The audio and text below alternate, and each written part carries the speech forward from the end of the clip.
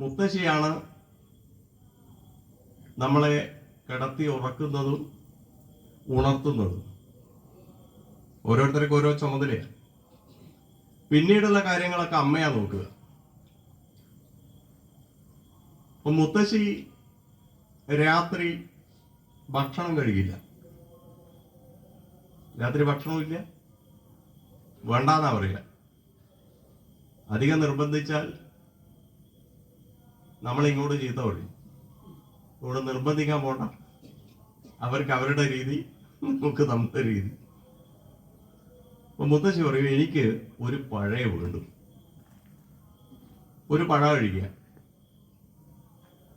ഇനി അഥവാ നമ്മൾ എന്തെങ്കിലും ആപ്പിളോ മറ്റു കാര്യങ്ങളോ വാങ്ങിക്കൊണ്ടു കൊടുത്താൽ അതിനെ ഒരു കഷ്ണം കഴിക്കുള്ളൂ. ഒരു പഴത്തിലാണ് വൈകുന്നേരത്തെ ഭക്ഷണ രീതി ക്രമീകരിച്ചിരിക്കുന്നത്. എന്നിട്ട് മുത്തശ്ശി പറയും, നിങ്ങളെല്ലാം ചായ കുടിച്ചോ, ഭക്ഷണം കഴിച്ചോ, ചോറുണ്ടോ? ചോറുണ്ട് കഴിഞ്ഞാൽ ഒരു അരമണിക്കൂർ നടക്കണമെന്ന്.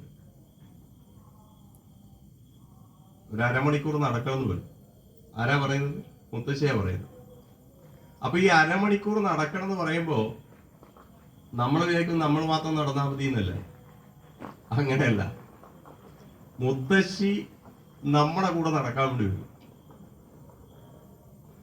അന്ന് ലൈറ്റ് ഇല്ല, മുഴുവൻ കാടാണ്. പുലിയൊക്കെ ഏത് ഭാഗത്തേക്കൂടെ വരിക എന്നറിയില്ല. നമ്മുടെ പശുവിനെ തന്നെ പുലി പിടിച്ചു കൊണ്ടുപോയ സന്ദർഭം ഉണ്ടായിട്ടുണ്ട്, നേരിട്ട് കണ്ടതാണ്. അപ്പൊ അത്രമാത്രം വലിയ കൊടും കാട്ടിനുള്ളില് 5-8 ഏക്കർ സ്ഥലത്ത് ഒരു ഇല്ലം മാത്രമാണ്. അവിടെയാണ് നമ്മൾ വളർന്നത്. അവിടെയാണ് മുത്തശ്ശി നടക്കാൻ വേണ്ടി പറയുന്നത്. അതിർത്തിയൊന്നുമില്ല, വെറുതെ ഇങ്ങനെ നടക്കും. ഒരു ഇടവഴി കൂടി ഇങ്ങനെ നടന്ന് തിരിച്ചിങ്ങോട്ട് നടക്കും, വീണ്ടും നടക്കും, വീണ്ടും വരും. എന്നിട്ട് കുറച്ച് കഴിയുമ്പോൾ കാല് കഴിക്കുമോ എന്ന് പറയും. എത്ര എളുപ്പത്തിലാ പറയുന്നത് അറിയോ? വേഗം കാല് കഴിക്കും. കാല് കഴുകി കഴിഞ്ഞാൽ പിന്നീട് പായ വിരിക്കും. വേറെ ചോദ്യവും ഉത്തരവും ഒന്നും ഉണ്ടാവില്ല. പായ വിരിച്ച് കഴിയും. പായ വിരിച്ചിട്ട് പറയും, കിടന്നോന്ന് പറയും. പണ്ടത്തെ പായ് ഓർമ്മയുണ്ടോ? ഏത് പുൽപ്പായ അല്ല, തഴപ്പായ. അതാണെങ്കിൽ ഇങ്ങനെ ഉരുണ്ട് ഒരു ഭാഗം ഇങ്ങോട്ട് പോകും, മറ്റതിങ്ങനെ ഉരുണ്ടി ഇങ്ങോട്ട് വരും. അപ്പൊ നമ്മൾ രണ്ടാൾ ഒരുമിച്ച് കിടക്കുകയില്ല, എന്നാ നേരെ കറക്റ്റായിട്ട് കിട്ടുമല്ലോ. അങ്ങനെ മുത്തശ്ശി അടുത്ത് കിടക്കും. എന്നിട്ട് തല ഇങ്ങനെ തടവി തരും. എന്നിട്ട് പറയും, പേടി തോന്നുന്നുണ്ടോ ചോദിക്കും. അപ്പൊ എന്താ ഈ പേടി തോന്നുന്നുണ്ടോ ചോദിക്കാനുള്ള കാരണം എന്നറിയോ? ഇവര് പല കാര്യങ്ങളെ കുറിച്ചും പറയും. ഇവര് പറയും, നീ ഉണ്ടല്ലോ ആ പനേന്റെ അടുത്ത് പോവരുത്. ഏത് പന? വലിയ പനയുണ്ടല്ലോ, പനേന്റെ അടുത്ത് പോവരുത്. അപ്പൊ നമുക്ക് ഒരു ജിജ്ഞാസ ഉണ്ടാവും, എന്തുകൊണ്ടാണ് അത് പറഞ്ഞത്? അപ്പൊ ചോദിക്കൂ, എന്താ പറഞ്ഞത്, എന്തുകൊണ്ടാണ് അതിൻ്റെ കൂടെ പോയിക്കൂടാത്തത്? മുത്തശ്ശി പറയും, അതിന്റെ മുകളിൽ യക്ഷിയുണ്ട്. എന്നിട്ട് ആ യക്ഷിയെ കുറിച്ചുള്ള വിവരണം ഇങ്ങനെ വിവരിക്കും. ഇത് കേൾക്കുന്ന നമുക്ക് പേടിയില്ലാണ്ടിരിക്കും. ആ യക്ഷി മുടി നീട്ടി താഴെ വരെയുള്ളത് വെള്ള വസ്ത്രേ ധരിക്കുള്ളൂ. എൻ്റെ കഴുത്തിലുണ്ടല്ലോ വലിയ പുലിപ്പല്ലുണ്ടാവും. ഇതിങ്ങനെ കണ്ടതുപോലെയാ പറയാ. ഈ കണ്ടതുപോലെ പറയുന്ന സമയത്ത് നമ്മുടെ മനസ്സിൻ്റെ ഉള്ളില് ഈ ഒരു സാധനത്തെ കുറിച്ചുള്ള ചിന്ത ഇങ്ങനെ വരും. പിന്നെ രാത്രി ഉറക്കമുണ്ടാവും, രാത്രി ഉറക്കമുണ്ടാവില്ല. ഈ ചിന്ത വന്നു കഴിയുമ്പോൾ ഇവര് നമ്മളോട് ചോദിക്കുകയാണ്, പേടി തോന്നുന്നുണ്ടോ? നമ്മളൊരു പേടിയുണ്ട്. എന്നാ ഞാനൊരു 2 മന്ത്രം ചൊല്ലിത്തരാം. ഏറ്റവും എളുപ്പമുള്ള കാര്യം, 2 മന്ത്രം ചൊല്ലിത്തരാന്ന് പറയും. അങ്ങനെ 2 മന്ത്രം പഠിപ്പിക്കും. അതിൽ ആദ്യത്തേതാണ് പേടി ഇല്ലാത്ത ഒരാളെ ധ്യാനിക്കണം എന്ന് പറയും. അതാരാണ് ചോദിക്കും. അപ്പൊ പറയും, അത് അർജുനനാണ്. എന്നിട്ട് പഠിപ്പിക്കും, അർജുന ഫൽഗുന പാർത്ഥ കിരീടി ശ്വേതവാഹന ബീഭത്സ വിജയ ജിഷ്ണു സവ്യസാചി ധനഞ്ജയ എന്ന് പഠിപ്പിക്കും. അത് പഠിപ്പിച്ച് കഴിഞ്ഞാൽ അത് ഓർമ്മയിൽ ഇങ്ങനെ നിൽക്കണം. ഓർമ്മയിൽ നിന്നാലാണ് എന്തുണ്ടാവുക, നമുക്കത് മനസ്സിലാവുക.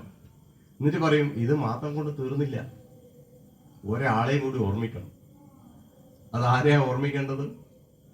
ആ ഓർമ്മിക്കേണ്ട ആളെ കുറിച്ച് ഞാനിപ്പോ പറഞ്ഞു തന്നിട്ട് ഹനുമാന്റെ രൂപത്തിങ്ങനെ വർണ്ണിക്കും. ബുദ്ധിർ ബലം യശോ ധൈര്യം നിർഭയത്വമരോഗത എന്ന് പറഞ്ഞിട്ട് ആ ഹനുമാന്റെ രൂപത്തെ കുറിച്ച് ഇങ്ങനെ പറഞ്ഞ് ഹനുമാൻ എങ്ങനെയാണോ ഉണ്ടായത് അതിന്റെ രൂപത്തെ കുറിച്ചൊക്കെ പറഞ്ഞ് ഇപ്പൊ നമ്മുടെ ഉള്ളിൽ ഹനുമാൻ ഇത്രയും ദൂരം ചാടാൻ വേണ്ടി പറ്റും. അത് ഹനുമാന്റെ ഉള്ളിലുള്ള ധൈര്യത്തെ കാണിക്കുന്നത്. അതേപോലെ ആവണം എന്നൊക്കെ പറഞ്ഞിട്ട് ഒരു ഉന്മേഷം ഇങ്ങനെ തരും. അപ്പൊ നമുക്ക് മറ്റേ പറഞ്ഞങ്ങ് പോയി, പിന്നെ ഇതാ കിട്ടുക, ഏത് ഈ പറഞ്ഞ കാര്യത്തെ കുറിച്ച് കിട്ടും. എന്നിട്ട് പറയും ആലത്തൂർ ഹനുമാനെ പേടി സ്വപ്നം കാണരുതേ, പേടി സ്വപ്നം കണ്ടെങ്കിൽ വാലുകൊണ്ട് തട്ടി മുട്ടി ഉണർത്തണേ എന്ന് പറയും. ഇത് പഠിക്കണം എന്ന്. അങ്ങനെ ഇത് പഠിച്ചു കഴിയുമ്പോ പിന്നീട് കുറെ മന്ത്രങ്ങൾ ഇങ്ങനെ ചൊല്ലിത്തരും. കേശവായ നമ, മാധവായ നമ, ശ്രീധരായ നമ, ഗോവിന്ദായ നമ എന്നൊക്കെ പറഞ്ഞിട്ട് കുറച്ച് മന്ത്രം ചൊല്ലുന്നുണ്ട്. അതൊക്കെ ചൊല്ലിക്കും. ചൊല്ലിക്കഴിഞ്ഞ പാടോടെ കിടന്നോന്നു. ചൊല്ലിക്കഴിഞ്ഞാൽ ഉടൻ പിന്നെ കിടത്തണം. പിന്നെ ഒന്നും ഓർമ്മയുണ്ടാവില്ല. പിറ്റേ ദിവസം രാവിലെ വരെ ഇവരെ കൂടെ കിടക്കും. ഇതൊരു ചിട്ടയായ പദ്ധതിയാണ്. എത്രയോ കാലങ്ങളായിട്ട് മുത്തശ്ശിയാണ് ഒരു കുടുംബത്തെ നിയന്ത്രിച്ചു കൊണ്ടിരുന്നത്. ഇപ്പൊ മുത്തശ്ശിമാരുണ്ടോ? ഇപ്പൊ മുത്തശ്ശിമാരുണ്ടോ? ഇനി അഥവാ തല നരച്ചിട്ട് മുത്തശ്ശിയായി തോന്നിയാ നേരെ കണ്ണൂർ പോയി മാധവി മെഡിക്കൽസ് പോയിട്ട് ഒരു കറുപ്പ് സാധനം മേടിക്കും, തലയിൽ തേക്കും. ഇതങ്ങ് തേച്ച് കഴിഞ്ഞാൽ സുഖായി. എന്തൊരു ഭംഗിയായിരിക്കും ആലോചിച്ചോ. ഇവിടെ നമ്മളോട് പറയാണ് കുറച്ച് കാര്യങ്ങൾ കുടുംബവുമായി ബന്ധപ്പെട്ട് നമ്മളൊന്ന് ശ്രദ്ധിക്കേണ്ടതുണ്ട്. ആദ്യത്തേത് പഠനമാണ്. നമ്മുടെ പരമ്പരയെ കുറിച്ചുള്ളൊരു പഠന രീതി നമുക്ക് ഉണ്ടാക്കാൻ വേണ്ടി സാധിക്കും. അച്ഛൻ, അമ്മ, മുത്തശ്ശൻ, മുത്തശ്ശി, അമ്മാവൻ, അമ്മായി, അതിൻ്റെ മുകളിൽ എത്ര പേരുണ്ട്, അവരിൽ നിന്ന് നമ്മുടെ തലമുറ എങ്ങനെയാ വന്നിരിക്കുന്നത്, നമ്മൾ എങ്ങനെയാ ഈ പ്രദേശത്തെത്തിയിരിക്കുന്നത്, നമ്മളും ഈ പ്രദേശവും തമ്മിലുള്ള ബന്ധം എന്താണ് എന്നുള്ള കാര്യത്തെക്കുറിച്ചുള്ള ഒരു പഠനം ആര് നടത്തണം? നമ്മൾ നടത്തണം. എന്നിട്ട് നമ്മുടെ കുടുംബം മുഴുവൻ ആൾക്കാരുടെ പേരും അവരുടെ കുട്ടികളും അവരുടെ അഡ്രസ്സും എല്ലാം നമ്മളൊരു പുസ്തകത്തിൽ രേഖപ്പെടുത്തണം. എന്നിട്ട് ഇത് മേശപ്പുറത്ത് വെക്കണം. ഇത് നമ്മുടെ വംശാവലിയാണ്. ഈ വംശാവലി ആരൊക്കെ വീട്ടിൽ വന്നാലും ഇത് അവരെ കാണിക്കണം. മനസ്സിലായോ? നമ്മൾ എങ്ങനെ ഇങ്ങോട്ട് വന്നിരിക്കുന്നത്, ഇത് എവിടുന്നാ തുടക്കം, എവിടെ അവസാനിക്കുന്നത്, ഈ കാര്യത്തിനെ കുറിച്ചിട്ട് നമ്മളൊന്ന് മനസ്സിലാക്കേണ്ടത്. ഇത് ശരിക്കും പഠിപ്പിക്കണം. നിങ്ങൾക്ക് നിങ്ങളുടെ വീട്ടില് അച്ഛനുമായി ബന്ധപ്പെട്ട് എത്ര പേരുണ്ട്, അമ്മയുമായി ബന്ധപ്പെട്ട് എത്ര പേരുണ്ട് എന്നുള്ളതിനെ കുറിച്ചൊരു പഠനം നടത്തിയിട്ടുണ്ട്?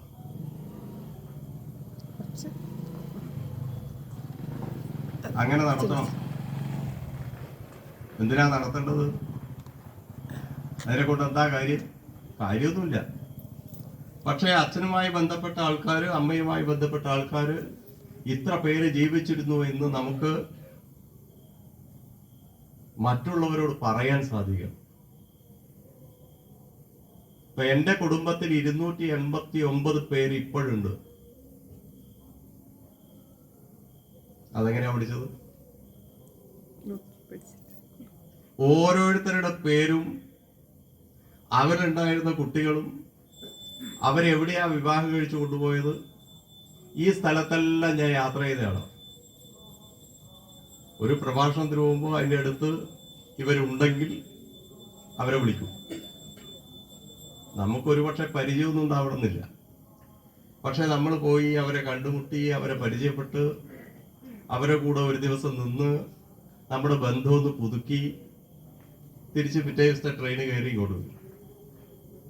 അങ്ങനെ വരുന്ന സമയത്ത് എന്തൊരു ആനന്ദമാണ് ഉണ്ടാവുക. ഇത്രയധികം ബന്ധുക്കൾ നമ്മുടെ കൂടെ ഉണ്ടാവുമോ അല്ലെങ്കിൽ ഉണ്ടായിരുന്നോ എന്ന ചിന്ത യഥാർത്ഥത്തിൽ വലിയ ഒരു ആനന്ദമാണ് നമുക്ക് ലഭിക്കേണ്ടതെന്നാണ്. ജീവിതത്തിൽ നന്മയുണ്ടാവും, അതേപോലെ തന്നെ തിന്മയുണ്ടാവും, ഉയർച്ചയുണ്ടാവും, താഴ്ചയുണ്ടാവും, ലാഭമുണ്ടാവും, നഷ്ടമുണ്ടാവും. അല്ലേ? ഇതില്ലാത്ത ആരെയും കാണാൻ സാധിക്കും, ഒരാളെ പോലും കാണാൻ സാധിക്കും. അപ്പോൾ ഉയർച്ചയും താഴ്ചയും ലാഭവും നഷ്ടവും നന്മയും തിന്മകളും ഇതൊക്കെ നമുക്ക് നമ്മുടെ ജീവിതവുമായി ബന്ധപ്പെട്ട് നമുക്ക് കാണാൻ വേണ്ടി സാധിക്കും. അതേപോലെ തന്നെ ജയമുണ്ടാവും, പരാജയമുണ്ടാവും. അപ്പൊ ഇതൊക്കെ ഉണ്ട് എന്ന് ആദ്യം നമ്മൾ തിരിച്ചറിയും. നമ്മളോടുകൂടി ഈ സാധനങ്ങളെല്ലാം ഉണ്ട്. ഒരു ഉയർച്ചയുണ്ടെങ്കിൽ അതിനൊരു താഴ്ചയുണ്ടാവും, ഒരു ജയമുണ്ടെങ്കിൽ അതിനൊരു പരാജയമുണ്ടാകും, ഒരു ലാഭമുണ്ടെങ്കിൽ അതിനൊരു നഷ്ടമുണ്ടാകും. ഇതാദ്യം സ്വയം ബോധ്യപ്പെടുത്തണം. എല്ലാ പ്രാവശ്യവും ലോട്ടറി അടിച്ച് അത് കിട്ടണമെന്നൊന്നുമില്ല. ഒരു പ്രാവശ്യം കിട്ടിയാൽ കിട്ടി, പോയാ പോയി. പക്ഷെ ഈ കാര്യത്തെക്കുറിച്ച് നമ്മളൊന്ന് പഠിക്കേണ്ടതുണ്ട്. ഇത് മനസ്സിലാക്കിക്കൊണ്ട് എന്ത് ചെയ്യണം? മക്കളെ വളർത്താൻ വേണ്ടി സാധിക്കണം. ഇത് മനസ്സിലാക്കിയിട്ട് മക്കളെ വളർത്തണം എന്നാണ് ഇവിടെ സൂചിപ്പിച്ചത്. മറ്റൊരു കാര്യമുള്ളത്, നിങ്ങളുടെ വാർദ്ധക്യത്തിൽ, നമുക്കൊക്കെ വാർദ്ധക്യം ഉണ്ടാവില്ല, വാർദ്ധക്യം ഇല്ലാത്ത ആൾക്കാരുണ്ടാവില്ല. അപ്പൊ വാർദ്ധക്യം ഉണ്ടാകുന്ന സമയത്ത് നമ്മുടെ അച്ഛനമ്മമാരെ വൃദ്ധസദനത്തിലാക്കുന്നത് നമുക്ക് നിർത്താൻ വേണ്ടി സാധിക്കണം. വാർദ്ധക്യത്തിലെത്തി നിൽക്കുമ്പോൾ അച്ഛനമ്മമാരെ നോക്കാൻ സാധിക്കില്ല എന്ന് പറഞ്ഞ് പല ആൾക്കാരും വൃദ്ധസദനത്തിൽ കൊണ്ടുപോയി ആക്കുന്ന കാഴ്ച കണ്ടിട്ട് എല്ലാ ദിവസവും ആ കാഴ്ച കണ്ട് എഴുന്നേക്കുന്ന ഒരാളാണ് ഞാൻ. കാരണം എന്റെ ഗ്രാമത്തിലൊരു സ്നേഹഭവൻ എന്നുള്ളൊരു സാധനമുണ്ട് ആലച്ചേരി. രണ്ടാമത്തെ സ്നേഹഭവൻ ഉള്ളത് കൂട്ടുപുഴയിലാണ്. ആ സ്നേഹഭവനത്തിൽ ഒന്ന് പോയി നോക്കണം, അതിന്റെ അടുത്തേക്ക് കൂടി. ക്രിസ്ത്യാനികൾ നടത്തുന്ന സ്നേഹഭവനാണ്. പക്ഷെ അവിടെ ഇട്ടിരിക്കുന്ന മുഴുവൻ ആൾക്കാരും, അതിൽ ഭൂരിപക്ഷം 100-99 പേര് ഹിന്ദുക്കളാണ്. മനസ്സിലായില്ലേ? 100-99 പേര് ഹിന്ദുക്കളാണ്. എല്ലാ ദിവസവും പോകുന്ന സമയത്ത് ഞാൻ കാണുന്ന കാഴ്ചയത്, വണ്ടി കൊണ്ടുവന്ന് നിർത്തും, ആ അമ്മ കണ്ണിൽ നിന്ന് കണ്ണീരൊലിപ്പിച്ചിട്ട് ഇതിനുള്ളിൽ കയറി. ഇതൊരു ജയിലാണ് സാധനം, നിങ്ങൾ കണ്ടു നോക്കണം. ഇത് ശരിക്കും പറഞ്ഞാൽ ഒരു ജയിലാണ് ആ സാധനം. അവരെ പുറത്തിറങ്ങാൻ അനുവദിക്കാറില്ല.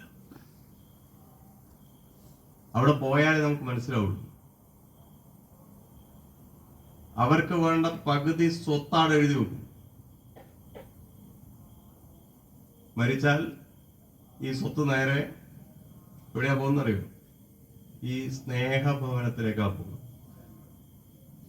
കിട്ടുന്ന അരി ചാക്ക് കണക്കിന് അരിയാണ്. അത് നടത്തുന്ന സ്റ്റീഫൻ എന്ന് പറഞ്ഞ ആൾ പറയും, എൻ്റെ അടുത്താണ് അവൻ്റെ വീട്. അയാൾ പറയും, ഇപ്രാവശ്യം 3,75,000 രൂപയ്ക്കാണ് അരി ഞാൻ കൊടുത്തത്. ധാരോടാ പറയുന്നത്? എന്നോടാ പറയുന്നത്. 3,75,000 രൂപയ്ക്ക് അരി കൊടുക്കണമെന്നുണ്ടെങ്കിൽ എത്ര വന്നിട്ടുണ്ടാവും? ഇതാരാ കൊടുക്കുന്നത്? ഇത് കൊടുക്കുന്നത് നമ്മളാണ്. അച്ഛനമ്മമാരെ സംരക്ഷിക്കേണ്ട ചുമതല ആർക്കാ? അച്ഛനമ്മമാരെ സംരക്ഷിക്കേണ്ട ചുമതല മക്കൾക്കാണ്. മക്കൾക്കാണ് ആ ചുമതല. അച്ഛനെ നമസ്കരിക്കുന്ന സമയത്ത് ചൊല്ലുന്നൊരു മന്ത്രമുണ്ട്, അഖിലാൻ അപരാധന്മേ ക്ഷമസ്വ കരുണാനിധേ പ്രസീത മൽഗുരോനാഥ ജനകായ നമോ നമ എന്ന് ചൊല്ലിക്കൊണ്ട് അച്ഛനെ നമസ്കരിക്കും. അമ്മയെ നമസ്കരിക്കേണ്ട മന്ത്രമുണ്ട്. അസ്താം താപതീയം പ്രസൂതി സമയേ ദുർവാര ശൂലവ്യഥ നൈരുച്യം തനുശോഷണം മലമയി ശയ്യാച സംവത്സരി ഏകസ്യാപിന ഗർഭഭാര ഭരണക്ലേശസ്യാക്ഷവോ ധാതും നിഷ്കൃതി മുന്നതോ വിതനയത്തസ്യൈ ജനന്യേ നമഃ. നോക്കണം, കഴിഞ്ഞ 2 ദിവസം മുമ്പേ ഒരു വീട്ടില് രാവിലെ ഒരു ഗണപതി ഹോമം. നമ്മുടെ കോളയാട് പഞ്ചായത്തിന്റെ വൈസ് പ്രസിഡന്റ് ആയിട്ടിരുന്ന ഒരാളാണ്, ഒരു ബാവേട്ടാന്ന് പറഞ്ഞിട്ടൊരാൾ. അയാളെ വീട് കഴിഞ്ഞ പ്രളയത്തിന് വീണ് പോയ വീടാണ്. അപ്പൊ നമ്മളെല്ലാവരും കൂടി പൈസ എടുത്തിട്ട് ഉണ്ടാക്കിയ വീടാണ്. അപ്പൊ എന്നോട് വന്നിട്ട് പറഞ്ഞു, ഒരു ഗണപതിയും കഴിച്ചത്. ആരാ പറയുന്ന നോക്കണം, CPI ആണ്. ഇവിടുത്തെ ക്ഷേത്രങ്ങളെ കുറിച്ച് നിശിതമായി വിമർശിച്ചുകൊണ്ടിരിക്കുന്ന ആൾക്കാരാണ്. ക്ഷേത്രങ്ങൾ പോവരുത് എന്ന് പറയുന്ന ആൾക്കാരാണ്. ഞാൻ പറഞ്ഞു, ബാവട്ട നിങ്ങൾ എന്നോട് പറയണ്ട, ഞാൻ വന്നോളൂ. അല്ല, എന്തല്ല സാധനം വേണ്ട. ഞാൻ പറഞ്ഞു, നിങ്ങൾ സാധനം വാങ്ങിക്കണ്ട, ഞാൻ വാങ്ങിച്ചോളൂ, എൻ്റെ വകയിലായിക്കോട്ടെ ഗണപതി. പറഞ്ഞു, അത് പോരാ, ഞാൻ വാങ്ങിക്കും സാർ, അതെൻ്റെ ഒരു സംതൃപ്തിയാണ്. ഇയാൾക്കാണാൻ വാങ്ങാനുള്ള പൈസ ഇല്ല, അതാ നോക്കണ്ട. അപ്പൊ ഞാൻ എന്നിട്ട് നമ്മളെ വീട്ടിലിരിക്കുന്ന സമയത്ത് ഞാൻ ചോദിച്ചു, മകനെ വിളിച്ചോന്ന് ചോദിച്ചു. ഇയാൾക്കുള്ള 45 സെന്റ് സ്ഥലത്തിൽ നിന്ന് 20 സെന്റ് സ്ഥലം ഈ മകൻ എഴുതി വെച്ചതാ. ചോദിക്കുന്ന സമയത്ത് എഴുതി കൊടുത്തു മകന്. അയാൾ അത് ക്രിസ്ത്യാനിക്ക് കൊടുത്തു. വീട്ടിന് മുമ്പുള്ള സ്ഥലം, വീട് ഇടിഞ്ഞു പൊളിഞ്ഞു വീണു, മുഴുവൻ വെള്ളം കയറി വീട് ഇടിഞ്ഞു പൊളിഞ്ഞു വീണു. ഇവരെ രണ്ടുപേരെയും നോക്കാൻ ആരുമില്ല. മകൻ പറഞ്ഞു, എനിക്ക് അങ്ങനെ ഒരു അച്ഛനും അമ്മയില്ല, എനിക്ക് അവിടെ സ്ഥലവുമില്ല, ഞാനിനി അങ്ങോട്ട് വരുന്നില്ല. എന്നിട്ട് ഇദ്ദേഹം എന്നോട് പറഞ്ഞു, നിങ്ങളൊരു ഉപകാരം ചെയ്യണം, എനിക്ക് ഇവന്റെ 2 മക്കളെ ഒന്ന് കാണണമെന്ന് ആഗ്രഹമുണ്ട്. ആലോചിച്ച് നോക്കണത്, ഒരച്ഛന്റെ ആദി, ഒരച്ഛന്റെ വേദന, അത് നമുക്ക് അതിൽ കാണാൻ സാധിക്കും. ഇപ്പൊ എന്നോട് പറയാണ്, നിങ്ങളൊരു കാര്യം ചെയ്യണം, നിങ്ങൾ അവന്റെ മക്കളെ കാണാനുള്ള ഒരു അനുവാദം എനിക്ക് വാങ്ങിത്തരണം എന്ന് പറഞ്ഞു. എന്താ പറയാ, ഇവൻ ഞാൻ പറഞ്ഞിട്ട് കേട്ടിട്ടില്ലെങ്കിലുള്ള അവസ്ഥ എന്തായിരിക്കും? അദ്ദേഹത്തിന്റെ ചിന്താഗതി ഞാൻ പറഞ്ഞ അയാൾ കേൾക്കുന്നതാണ്. അതുകൊണ്ടാണ് എന്നോട് പറയുന്നത്. ഞാനിത് പറഞ്ഞിട്ട് അയാളത് കേട്ടിട്ടില്ലെങ്കിൽ എൻ്റെ വാക്ക് പോയി. ഞാൻ പറഞ്ഞ ആലോചിക്കട്ടെ, ഞാൻ പറയാന്ന്. അങ്ങനെ ഇവൻ താമസിക്കുന്നത് ശിവപുരം എന്നുള്ള സ്ഥലത്താണ്. ഞാൻ എൻ്റെ വണ്ടി എടുത്ത് പോയി, ഇയാളെ കണ്ടു, ഇവനോട് സംസാരിച്ചു. കഴിഞ്ഞ 16-ാം തീയതി ഗൃഹപ്രവേശം. അപ്പൊ ഞാൻ പറഞ്ഞു, നീ രാവിലെ 8 മണിക്ക് നീ അവിടെ എത്തണം, നീയും ഭാര്യയും കുട്ടികളും അവിടെ വരണം. ഇതെന്റെ വാക്കാണ്, ഇല്ലെങ്കിൽ അത് വലിയ നഷ്ടത്തിലേക്ക് പോകും എന്ന് ഞാൻ പറഞ്ഞപ്പോൾ ഇയാൾ പറഞ്ഞു, ഞാൻ വരാൻ സമ്മതിച്ചു. അങ്ങനെ 8:15 ഇയാൾ വരുന്ന ഒരു വരവുണ്ട്. ഒരു വലിയ ഫ്രിഡ്ജ് അത് വാങ്ങി. ചെറിയ വീടാണ്, ഇവർക്ക് അത്രയേ ഉള്ളൂ, ഒരു 600 സ്ക്വയർ ഫീറ്റേ ഉള്ളൂ. പക്ഷെ ഈ ഫ്രിഡ്ജ് മകൻ വാങ്ങിക്കൊണ്ടുവന്ന് അച്ഛനടുത്ത് കൊടുക്കുന്ന ഒരു രംഗമുണ്ട്. അത് നമ്മൾ പറഞ്ഞാൽ മനസ്സിലാവില്ല. അത് കണ്ടു നിൽക്കുന്ന സമയത്താണ് നമുക്ക് അതിൻ്റെ ആ ഒരു ബോധം ഉണ്ടാവും. അദ്ദേഹത്തിന് ആ വിഷമം കംപ്ലീറ്റ് നീങ്ങുകയാണ്. ഇത് കൊടുക്കുന്ന സമയത്തുള്ള ആ തലേ ദിവസം വരെ അദ്ദേഹത്തിന്റെ മനസ്സിലുണ്ടായിരുന്ന ആ വിഷമമുണ്ടല്ലോ, ഒരു 15 മിനിറ്റ് കൊണ്ട് ഉരുകി തീർന്നു. പിന്നെ എന്താ സംഭവിച്ചതെന്നറിയോ? ഇയാൾ പോയിട്ടില്ല. അപ്പൊ ഇന്നും ഞാൻ വിളിച്ച സമയത്ത് ഇന്നും ഇയാൾ അവിടെ ഉണ്ട്. ആര്? ഈ മകൻ അവിടെ ഉണ്ടെന്ന് അർത്ഥം. അപ്പൊ പറയുന്ന സമയത്ത് ഒരു പക്ഷേ ചില പ്രശ്നങ്ങളൊക്കെ ഉണ്ടായേക്കാം. കുടുംബത്തിൽ ഇതുണ്ടാവും.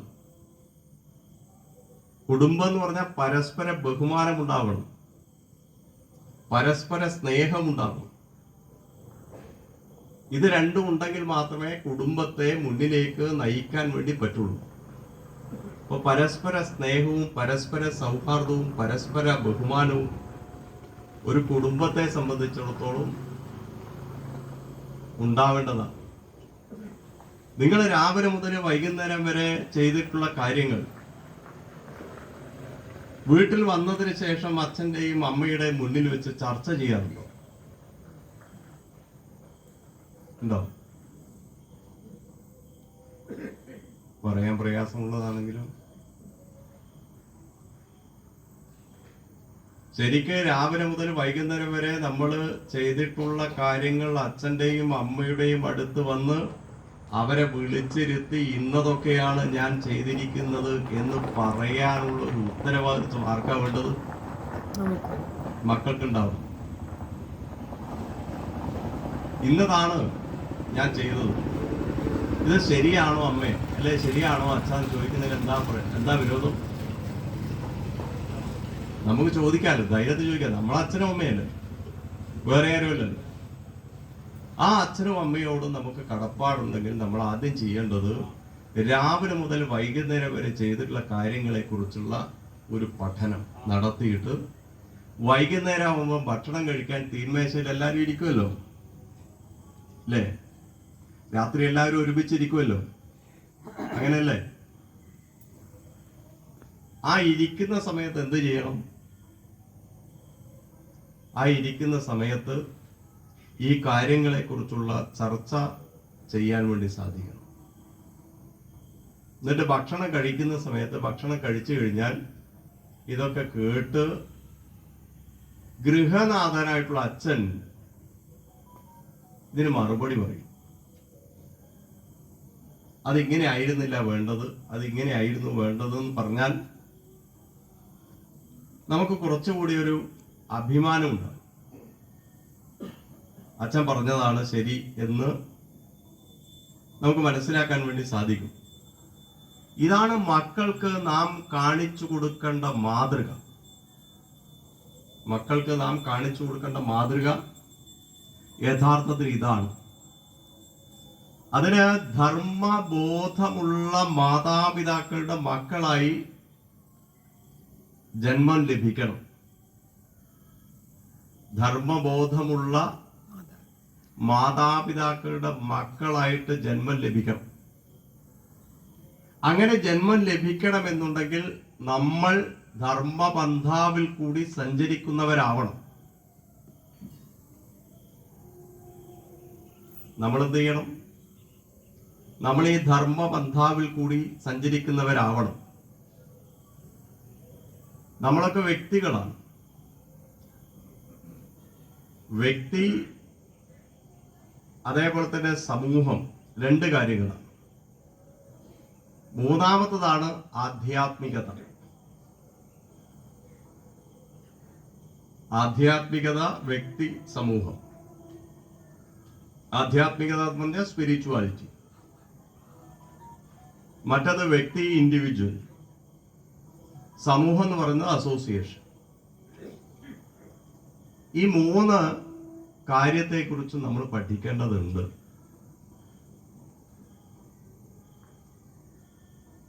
രാവിലെയും വൈകുന്നേരവും മെഡിറ്റേറ്റ് ചെയ്യാറുണ്ടോ? കുറച്ച് സമയം.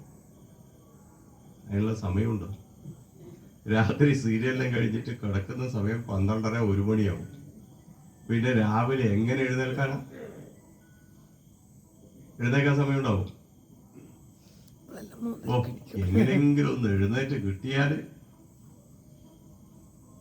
ഭക്ഷണം ഉണ്ടാക്കി മക്കൾക്കെല്ലാം കൊടുക്കാമായിരുന്നു എന്നിങ്ങനെ ചിന്ത വരും.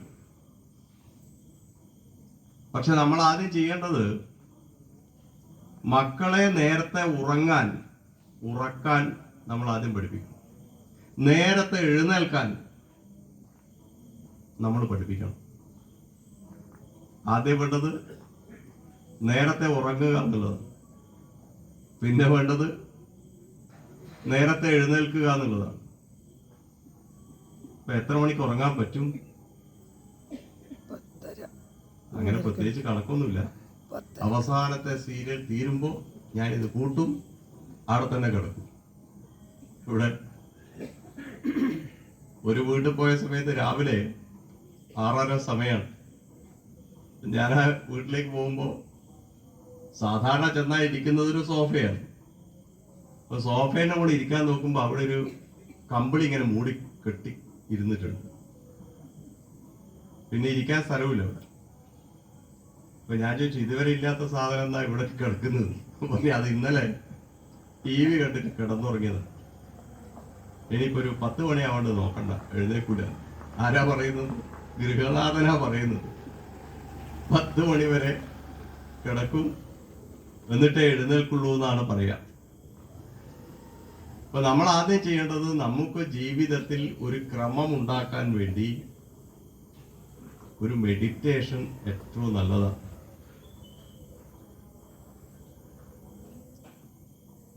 ഒരു മൂക്കിൽ കൂടി ശ്വാസം എടുത്ത് മറ്റേ മൂക്കിൽ കൂടി വിടുക, ഇപ്പുറത്തെ മൂക്കിൽ കൂടി ശ്വാസം എടുത്ത് മറ്റേ മൂക്കിൽ കൂടി വിടുക. നാഡീശുദ്ധി, പ്രാണായാമം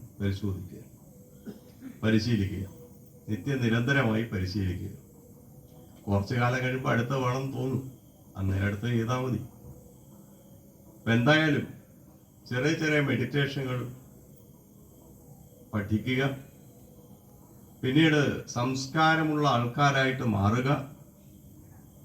എന്നാൽ നമുക്ക് ജീവിതത്തിൽ മുന്നോട്ട് പോകാൻ വേണ്ടി സാധിക്കും. നമ്മുടെ ഗൃഹങ്ങൾ എന്ന് പറയുന്നത് വൃത്തി ഉള്ള ഗൃഹങ്ങളാവണം. എങ്ങനെയാ വൃത്തിയുള്ള ഗൃഹങ്ങൾ എന്ന് പറയുന്നത്? വൃത്തിയുള്ള ഗൃഹങ്ങൾ എന്ന് പറയുമ്പോൾ പണ്ട് കാലത്തൊക്കെ അമ്മമാര് ചെയ്യുന്ന പ്രവൃത്തി കണ്ടിട്ടുണ്ടോ? ഉണ്ടോ? ഇപ്പൊ ഇങ്ങ മണങ്ങാൻ പറ്റുമോ നമുക്ക്? ഏതാ നടുവേദന. പണ്ട് കാലത്തൊക്കെ ആണെങ്കിൽ അമ്മമാരും മുത്തശ്ശിമാരൊക്കെ ഒരു ചെറിയൊരു തോർത്ത് പോലത്തെ ഒരു സാധനം എടുത്ത് പിന്നീട് മറിക്കാതെ ഒരു മുണ്ടിങ്ങനെ മേലോട്ടേക്ക് കയറ്റി വെച്ച് അവര് വിറ്റം മുഴുവൻ അടിച്ച് വാരി വൃത്തിയാക്കി ചാണകമൊക്കെ കുടഞ്ഞ്, ഇപ്പൊ ചാണകമൊന്നും കുടയണ്ട, ചാണകമൊക്കെ കുടഞ്ഞ് എന്നിട്ട് താഴെ എന്ത് ചെയ്യുന്നറിയോ? താഴെ കോലം വരയ്ക്കും. അത് കണ്ണൂർ ജില്ലയിൽ കോലം ഇല്ലാത്തതുകൊണ്ട് നമ്മൾ അതിനെ കുറിച്ച് ചിന്തിക്കണം. പക്ഷെ പാലക്കാടൻ മേഖലയിലെല്ലാം പോയി കഴിഞ്ഞാൽ, പാലക്കാട്, അതിന് തൊട്ടപ്പുറത്ത് തമിഴ്നാട്, കർണാടകം, ഇവിടെയൊക്കെ പോയി കഴിഞ്ഞാൽ നമുക്ക് കാണാൻ സാധിക്കും എല്ലാ ഗൃഹത്തിന്റെ മുന്നിൽ കോലം വരും. ഇനി റോഡ് സൈഡിലാണ് ഗൃഹമുള്ളതെങ്കിൽ ആ റോഡ് സൈഡിൽ അവർ കോലം വരും. അത് അവരുടെ ചിട്ടയാണ്. അപ്പൊ നമ്മളോട് പറയാണ്, നമ്മുടെ ഗൃഹങ്ങൾ വൃത്തിയായും അതേപോലെ തന്നെ അടുക്കായും ചിട്ടയായും നമ്മുടെ ഗൃഹങ്ങളെ മാറ്റാൻ വേണ്ടി സാധിക്കും. ആ ഗൃഹം ഒരു ഹിന്ദുവിന്റെ ഗൃഹമാണ് എന്ന് പറയാൻ തക്ക ഒരു വസ്തുവെങ്കിലും അതിന്റെ വീട്ടിന്റെ മുന്നിൽ ഉണ്ടാകും. എങ്ങനെ ഇപ്പൊ അത് മനസ്സിലാക്കുക? ഭഗവാന്റെ ഫോട്ടോ വെക്കുക, വിളക്ക് വെക്കുക, കോലം വരയ്ക്കുക, ഒരു തുളസി തറ അതിന്റെ മുന്നിൽ ഉണ്ടാക്കുക. തുളസി തറ ഇഷ്ടം പോലെ വാങ്ങാൻ കിട്ടും, അതിൻ്റെ അകത്തെങ്കിലും തുളസി നട്ടാൽ മതി. അങ്ങനെ ഒരു തുളസി തറയിൽ വിളക്ക് വെക്കുന്ന ഒരു സമ്പ്രദായം നമുക്ക് ഉണ്ടാക്കിയെടുക്കാൻ സാധിക്കണം. നമ്മുടെ മക്കൾ എന്ത് കാണണം? ഇത് കണ്ടിട്ട് അവർ വളരണം. ഏത് കണ്ടിട്ട്? ഈ കോലം ഇടുന്നത്, തുളസി തറക്ക് വെള്ളം ഒഴിക്കുന്നത്, അവിടുന്ന് രാമനാമ ചൊല്ലുന്നത്, ഇതൊക്കെ കണ്ട് നമ്മുടെ മക്കൾ വളരണം. അങ്ങനെ മക്കൾ വളരുന്ന സമയത്താണ് അവർക്ക് ഈ ധർമ്മബോധം ഉണ്ടാവുക. ഇങ്ങനെയൊക്കെ ആയിരുന്നു എൻ്റെ അമ്മ കാണിച്ചിരുന്നത്. അതേ മാർഗത്തിൽ കൂടി തന്നെ നമുക്ക് മുന്നിലേക്ക് പോകാൻ വേണ്ടി സാധിക്കണം. അത് ഗൃഹസ്ഥ ധർമ്മമാണ്, ഗൃഹത്തിന്റെ ധർമ്മമാണ്. അച്ഛനും അമ്മയൊക്കെ നമ്മളെ പഠിപ്പിച്ചതാണ് എന്ന് നമുക്ക് ഓർമ്മിക്കാൻ വേണ്ടി സാധിക്കണം. മാത്രമല്ല നന്മകൾ കേൾക്കാൻ വേണ്ടി സാധിക്കണം. നന്മകൾ ഉണ്ടല്ലോ, അധികം മോശം പറയുന്നതിന് പകരം നന്മകൾ പറയുക, നന്മകൾ കേൾക്കുക.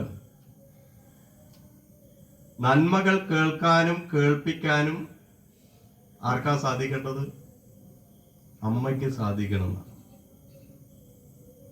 നന്മകൾ കേൾക്കാൻ സാധിക്കണം, അത് കേൾപ്പിക്കാൻ സാധിക്കണം. കേൾക്കുന്ന സമയത്ത് ആരാ നമ്മുടെ മുന്നിൽ ഉണ്ടാവേണ്ടത്? നമ്മൾ പറയുമ്പോൾ നമ്മുടെ മക്കള് ഉണ്ടാവണം. സന്ധ്യക്ക് വിളക്ക് കത്തിച്ചു വെച്ചാൽ അച്ഛനും അമ്മയും മക്കളും എല്ലാം ഒരുമിച്ചിരുന്ന് ഉറക്ക നാമം ചൊല്ലണം. ഒരു 10 മിനിറ്റെങ്കിലും ഉറക്ക നാമം ചൊല്ലണം. അങ്ങനെ നാമം ചെല്ലുന്നത് കേട്ടിട്ട് ഗൃഹത്തിന് ഒരു ഉന്മേഷം ഉണ്ടാവണം, നമുക്ക് ഉന്മേഷം ഉണ്ടാവണം, പ്രകൃതിക്ക് ഉന്മേഷം ഉണ്ടാവണം. മനസ്സിലായില്ലേ? നിങ്ങൾക്ക് ഏത് നാമവും ചൊല്ലാം. രാമ എന്നുള്ളതാണെങ്കിൽ രാമ എന്ന് ചൊല്ലാം, ഹരേ രാമ എന്നുള്ളതാണെങ്കിൽ ഹരേ രാമ ചൊല്ലാം, ഹരേ കൃഷ്ണ എന്നുള്ളതാണെങ്കിൽ അത് ചൊല്ലാം. എന്തൊക്കെയാണോ നമുക്ക് ചൊല്ലാൻ സാധിക്കുന്നത് അതൊക്കെ ചൊല്ലാൻ വേണ്ടി കഴിയും.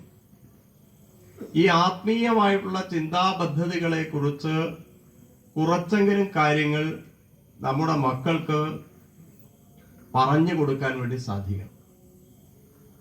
ആത്മീയപരമായിട്ടുള്ള അനവധി കാര്യങ്ങളുണ്ട്. ജ്ഞാനപ്പാനയുണ്ട്, ഹരിനാമകീർത്തനമുണ്ട്, അതേപോലെ തന്നെ ദൈവദശകമുണ്ട്. അങ്ങനെ നോക്കുന്ന സമയത്ത് അനവധി കാര്യങ്ങൾ നമ്മുടെ കയ്യിലുണ്ട്. ഭാഗവതമുണ്ട്. അപ്പൊ ഇതിൽ പറഞ്ഞിരിക്കുന്ന കാര്യങ്ങളെ കുറിച്ച് കുറച്ചെങ്കിലും കാര്യങ്ങൾ അവരെ പഠിപ്പിക്കാൻ വേണ്ടി തയ്യാറെടുക്കുക. വിദ്യാർത്ഥികളെ നിരീശ്വരവാദികളാക്കി വളർത്തരുത്. മനസ്സിലായില്ലേ? എന്ത് മനസ്സിലായി എന്ന് എനിക്കറിയില്ല. വിദ്യാർത്ഥികളെ നിരീശ്വരവാദികളായി വളർത്തരുത്. നമ്മുടെ രാഷ്ട്രത്തോട്, നമ്മുടെ പൈതൃകത്തോട്, നമ്മുടെ ഗുരുക്കന്മാരോട്, പ്രകൃതിയോട് എല്ലാം അവർക്ക് ഒരു ചിന്ത വരുത്താനുള്ള പദ്ധതികൾ ഉണ്ടാക്കാൻ നമുക്ക് സാധിക്കും. അങ്ങനെയുള്ള ഒരു കുടുംബത്തെയാണ് നാം വാർത്തെടുക്കേണ്ടത്. നിങ്ങളുടെ മക്കളെ നന്മയിലേക്ക് ഉയർത്താൻ വേണ്ടി സാധിക്കുക. ഓരോ നിമിഷവും നന്മയിലേക്ക് ഉയർത്താൻ വേണ്ടി സാധിക്കുക. പിന്നീടുള്ള ഒരു കാര്യം, മക്കളോട് സംസാരിക്കുന്ന സമയത്ത് അവരിൽ ശാപവാക്കുകൾ ചൊരിയരുത്. നീ നന്നാവൂല, അങ്ങനെയാ പല ആൾക്കാരും പറയും. കുട്ടികളോട് ഒരു കാരണവശാൽ അങ്ങനെ പറയരുത്. നമ്മൾ അവരെ പോസിറ്റീവായിട്ട് വളർത്താൻ വേണ്ടി സാധിക്കണം. അപകർഷത ഉളവാക്കുന്ന പെരുമാറ്റം അവരിൽ ഉണ്ടായിക്കൂടാ. എന്നാൽ മാത്രമേ ഇന്ന് നമ്മൾ നേരിടുന്ന ലഹരി അതുപോലുള്ള കാര്യങ്ങൾക്ക് ഒരു പരിധി വരെ ഇവരെ തടഞ്ഞു നിർത്താൻ വേണ്ടി സാധിക്കും.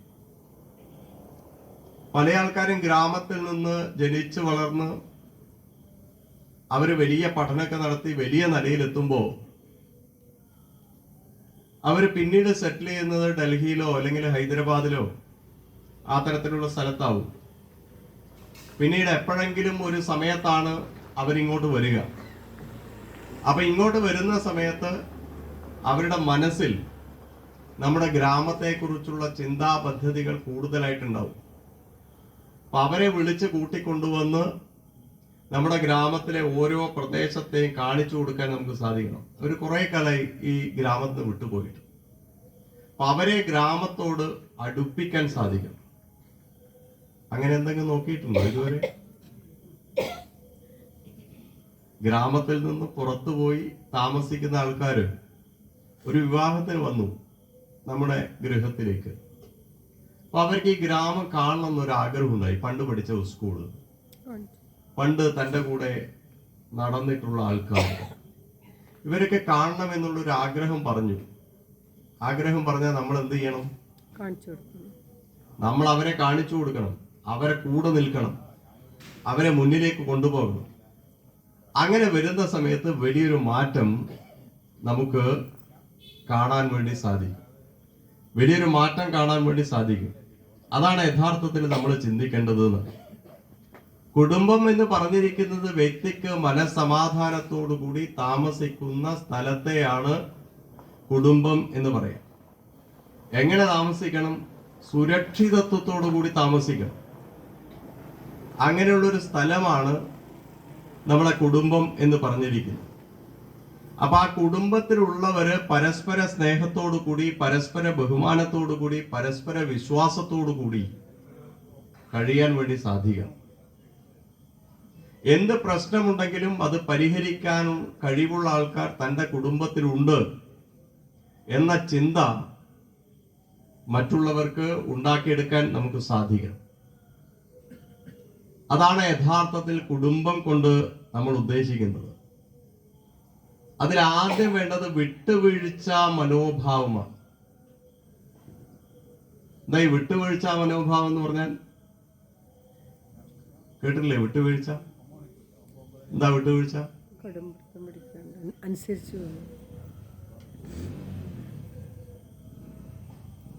എന്തിനും ഏതിനും വിട്ടുവീഴ്ച ചെയ്യണം.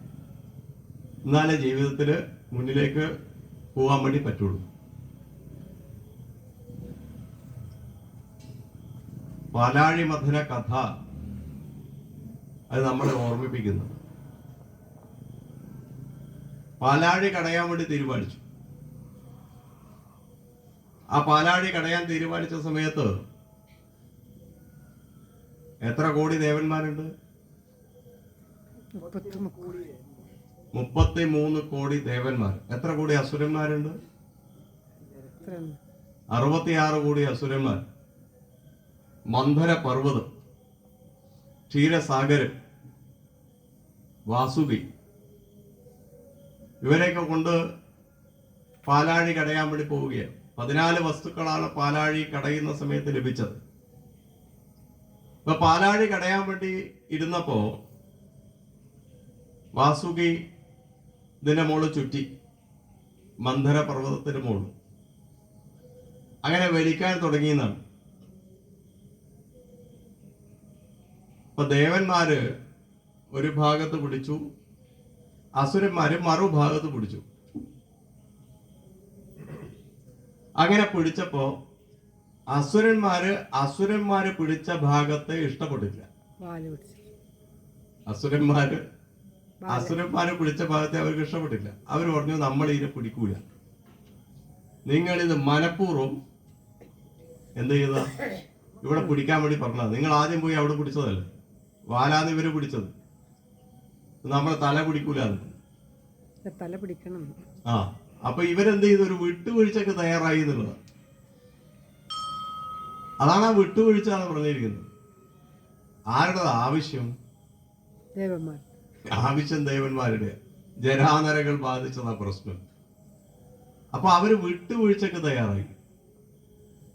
വിട്ടുവീഴ്ചക്ക് തയ്യാറായാൽ നമുക്ക് എന്തിനും മുന്നിലേക്ക് പോകാൻ വേണ്ടി സാധിക്കും. ഇന്ന് നമുക്കിടയിൽ ഇല്ലാത്തത് വിട്ടുവീഴ്ചയാണ്, അല്ലേ? എന്തിനും മസിൽ പിടിക്കുന്നതിന് പകരം ഒരു വിട്ടുവീഴ്ച മനോഭാവം. പറയുന്നവരോടൊന്ന് പറഞ്ഞോട്ടെ, നമുക്ക് യാതൊരു കുഴപ്പമില്ല, എന്ത് വേണമെങ്കിലും പറയാം എന്ന് പറഞ്ഞാൽ തീർന്നു. അതാണ് വിട്ടുവീഴ്ച എന്ന് പറഞ്ഞാൽ. അപ്പൊ നമ്മൾ ആദ്യം ഓർമ്മിക്കേണ്ടത് സന്തുഷ്ട കുടുംബവും സംതൃപ്ത കുടുംബവും ഉണ്ടാവണം. രണ്ടും ഒന്ന് തന്നെയാണ്. സംതൃപ്തി ഉണ്ടെങ്കിൽ മാത്രമേ സന്തോഷം ഉണ്ടാവുള്ളൂ. അപ്പൊ ഈ കുടുംബത്തെ നമ്മൾ ഓർമ്മിക്കണം. ഈ കുടുംബത്തിലുള്ള വ്യക്തികൾ തമ്മില് നല്ലവണ്ണം ചിരിക്കാൻ ആദ്യം പഠിക്കണം. മനസ്സിലായില്ലേ? ചിരിക്കാൻ പഠിക്കേണ്ട കാലം അതിക്രമിച്ചിരിക്കുന്നു. ഇതുവരെ ചിരിക്കാത്തയാള് ഇപ്പൊ കാണുന്നില്ലേ നല്ല പല്ലൊക്കെ വെളുപ്പിച്ച് കാണിച്ച് പോകുന്നത്? ഇതുവരെ ചിരിക്കാത്തയാള് വോട്ട് ഇതുവരെ കണ്ടാ മിണ്ടാത്തയാളൊക്കെ കെട്ടിപ്പിടിക്കലാൻ തുടങ്ങി. അപ്പൊ അതിനർത്ഥം നമ്മുടെ മനസ്സിൽ എപ്പോഴും നിറഞ്ഞ പുഞ്ചിരി ഉണ്ടാവുക. ഒരു കുടുംബത്തിൽ വേണ്ട ഏറ്റവും വലിയ പ്രത്യേകത എന്ന് പറഞ്ഞാൽ നിറഞ്ഞ പുഞ്ചിരിയാണ്. അച്ഛനോട് പുഞ്ചിരിക്കുക, അമ്മയോട് പുഞ്ചിരിക്കുക. സ്കൂളിൽ നിന്ന് വന്ന സമയത്ത് ബാഗൊക്കെ വലിച്ചുചാടി അവരെ നോക്കി പേടിപ്പിച്ച് അവരെ ഉപദ്രവിക്കരുത്. ആ പാവങ്ങൾ ജീവിച്ചു പോയിക്കോട്ടെ. അപ്പൊ കുട്ടികളെ നമ്മൾക്ക് കൂടെ നിർത്തി അവരെ മുന്നിലേക്ക് കൊണ്ടുപോകാൻ വേണ്ടി സാധിക്കണം.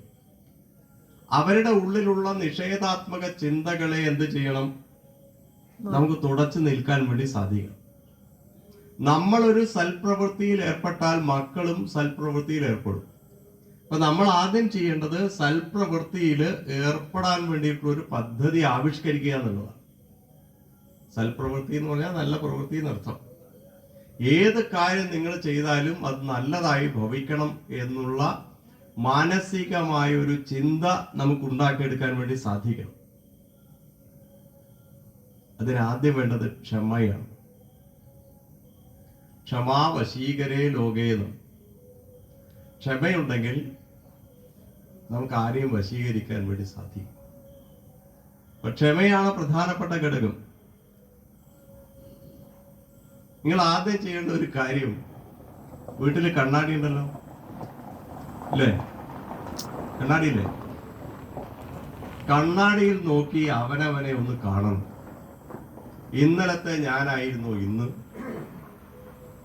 രാവിലെ കുളിയെല്ലാം കഴിഞ്ഞാൽ കുറച്ച് സമയം കണ്ണാടിയിൽ നോക്കുക. ഇന്നലത്തെ ഞാനല്ല ഇന്ന്, എന്തോ ഒരു വ്യത്യാസം വന്നിട്ടുണ്ട്. എന്നാ വ്യത്യാസം? ആ വ്യത്യാസത്തെ കുറിച്ച് ആദ്യം നമ്മൾ പഠിക്കണം. കണ്ണാടി നോക്കിയിട്ട് അവനവനെ തന്നെ കാണാൻ സാധിക്കണം. നീ നാളെ പോയി രാവിലെ എഴുന്നേറ്റ് ഭർത്താവൊക്കെ എഴുന്നേൽക്കുന്നതിന് മുമ്പ് കണ്ണാടിയിൽ പോയി കണ്ണോണ്ട് അങ്ങോട്ടും ഇങ്ങോട്ടും കാണിക്കുമ്പോൾ അദ്ദേഹം ചിന്തിക്കും, ഇത് ഇന്നലെ വരെ ഒരു കുഴപ്പമില്ലായിരുന്നു, എന്തോ സംഭവിച്ചിട്ടുണ്ട്. ആ ചാമണ്ടിക്കോട്ടത്ത് പോയതിന് ശേഷമാണ് ഈ മാറ്റം ഉണ്ടായത്. നാളെ ഡോക്ടറെ അടുത്ത് പോകണോ പോണ്ടയോ എന്ന് ചിന്തിക്കേണ്ടി വരും. അത് നമ്മളൊന്ന് ഓർമ്മിക്കണം. അതാത് ദിവസത്തെ സന്തോഷങ്ങൾ കുടുംബാംഗങ്ങളുമായിട്ട് അത് ഒന്നിച്ചിരുന്ന് എന്താണ് സന്തോഷം, എന്താണ് ദുഃഖം, ഈ കാര്യത്തെക്കുറിച്ചുള്ളൊരു അവലോകനം വേണം. അതിനെക്കുറിച്ച് പരസ്പരം പങ്കുവെക്കണം. എന്നാലാണ് നിങ്ങൾക്ക് ജീവിതത്തിൽ മുന്നിലേക്ക് പോകാൻ വേണ്ടി സാധിക്കുക. അങ്ങനെ പങ്കുവെക്കണം എന്നുണ്ടെങ്കിൽ നമ്മൾ ഒരുമിച്ചിരിക്കണം. ഒരുമിച്ചിരിക്കണ്ടേ? നമ്മൾ ഒരുമിച്ചിരിക്കണം. ഐകമത്യ സൂക്തം കേട്ടിട്ടില്ലേ? ഐകമത്യ സൂക്തം സംസവിദ്യുവസേ വൃഷണ്ണഗ്നേ കേട്ടിട്ടില്ലേ? ഇത് കേട്ടിട്ടില്ലേ? പഠിച്ചോളൂ. പറഞ്ഞു പറയേണ്ട ആവശ്യമില്ലല്ലോ. പറഞ്ഞു തന്നെ. ഐകമത്യ സൂക്തം നമുക്ക് വാങ്ങാൻ കിട്ടും. സാധനം നെറ്റിൽ അവൈലബിൾ ആണ്. ചൊല്ലിത്തന്നോ? ചൊല്ലിത്തരണ്ട. ഇപ്പൊ ചൊല്ലി തന്നാ ബുദ്ധിമുട്ടാണ്. എന്റെ വിഷയം ആ വിഷയമായിട്ട് യാതൊരു ബന്ധമില്ലാത്ത വിഷയം അല്ല. കുടുംബത്തിന് ഐക്യം വേണം. അപ്പൊ അതുകൊണ്ട് ഈ കുടുംബാംഗങ്ങൾ പരസ്പരം ഒരുമിച്ചിരിക്കണം എന്നുണ്ടെങ്കിൽ സംഗച്ഛദ്വം സമ്മതദ്വം സംവോമനം സിജാനതം ദേവാഭാഗം യഥാപൂർവൈ സംജാനാന ഉപാസത. ഇത് കേട്ടിട്ടില്ലേ? ഇത് തന്നെയാണ് ഐകമത്യ സൂക്തം.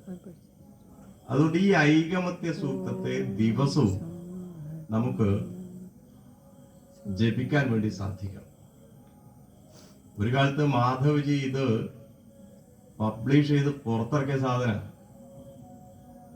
പാലിയം വിളംബരം കഴിഞ്ഞതിന് ശേഷം ഐകമത്യ സൂക്തം ഇല്ലാത്ത ഒരു വീട് ഉണ്ടായിട്ടില്ല. ഇനി ഇവിടെ കിട്ടിയിട്ടുണ്ടോ എന്ന് എനിക്കറിയില്ലേ.